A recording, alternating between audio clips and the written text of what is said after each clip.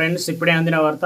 April 1 నుంచి మారనున్న కొత్త rules. ఖాతాలకు మినిమం బ్యాలెన్స్ నియమం, విత్డ్రా పైన ఛార్జీల మోత అంటూ లేటెస్ట్ అప్డేట్ అయితే రావడం జరిగిందండి. సో ఆ వివరాలు ఏంటనేది వీడియోలో తెలుసుకుందామండి. వీడియోని చివరి వరకు చూడండి, కంప్లీట్ ఇన్ఫర్మేషన్ అయితే అర్థమవుతుందండి. మీరు ఇంకెవరైనా సరే మన ఛానల్ సబ్స్క్రైబ్ చేయకుండా చూస్తున్నట్లయితే వెంటనే మన ఛానల్ సబ్స్క్రైబ్ చేసుకోండి. ప్రభుత్వం నుంచి వచ్చే లేటెస్ట్ అప్డేట్స్ అన్ని కూడా ముందుగా మీ ఫోన్ నోటిఫికేషన్ రూపంలో అందించడం జరుగుతుందండి. చూస్తున్నారు కానీ లైక్ చేయడం మర్చిపోతున్నారు, దయచేసి లైక్ చేయండి. లేట్ చేయకుండా వీళ్ళకి వెళ్ళిపోదామండి మనం. బ్యాంకులో ఖాతా ఉంటే ఈ విషయం తెలుసుకోవడం చాలా ముఖ్యం. ఎందుకంటే ఏప్రిల్ 1, 2025 నుండి దేశవ్యాప్తంగా అనేక బ్యాంకులకు సంబంధించి నియమాలు మారబోతున్నాయి. ఇవి మీ పొదుపు ఖాతా, క్రెడిట్ కార్డు, ఏటీఎం లావాదేవీలను కూడా ప్రభావితం చేస్తాయి. మీరు ఏటీఎం నుండి డబ్బులు విత్డ్రా చేయాలని ఆలోచిస్తుంటే రిజర్వ్ బ్యాంక్ ఆఫ్ ఇండియా నిబంధనల ప్రకారం బ్యాంకులు ఏటీఎం నుండి ఉచిత విత్డ్రా పరిమితిని కూడా తగ్గించాయి.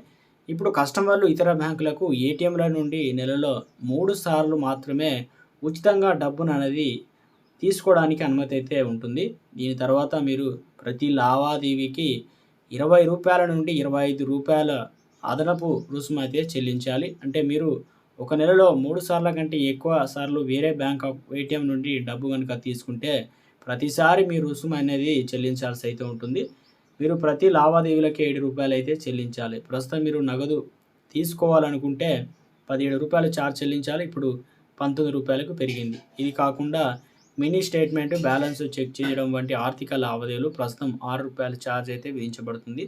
ఇది ప్రతి లావాదేవీలకు 7కి పెరుగుతుందన్నమాట. ఇది మే 1 నుంచే అమల్లోకి అయితే రానుంది.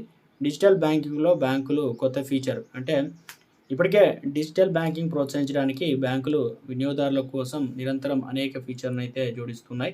ఇప్పుడు కస్టమర్లు ఆన్లైన్లో బ్యాంకింగ్ ద్వారా గతంలో కంటే మెరుగైన సేవలు పొందగలుగుతారు. దీనికోసం బ్యాంకులు కృత్రిమ మేధస్సుతో నడిచేటువంటి చాట్ బాట్లను కూడా ప్రవేశపెడుతున్నాయి.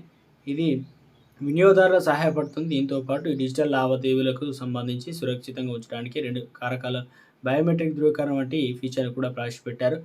ఇక అత్యంత కీలకమైనది, చాలా ఇంపార్టెంట్, కనీస బ్యాలెన్స్ నియమాలు. ఇప్పుడు ఎస్బీఐ కావచ్చు, Punjab national bank, Canara bank, మరికొన్ని బ్యాంకులు కనీస బ్యాలెన్స్ సంబంధించినటువంటి అనేక నియమాలు అయితే మార్చాయి. ఇప్పుడు మీ బ్యాలెన్స్ మీ ఖాతా పట్టణం లేదా సెమీ అర్బన్ లేదా గ్రామీణ ప్రాంతంలో ఉందా అనే దానిపైన ఆధారపడి ఉంటుంది. నిర్దేశించిన మొత్తం కంటే తక్కువ బ్యాలెన్స్ కలిగి ఉన్నందున మీకు జరిమానా కూడా చెల్లించాల్సి అయితే రావాల్సి అయితే ఉంది.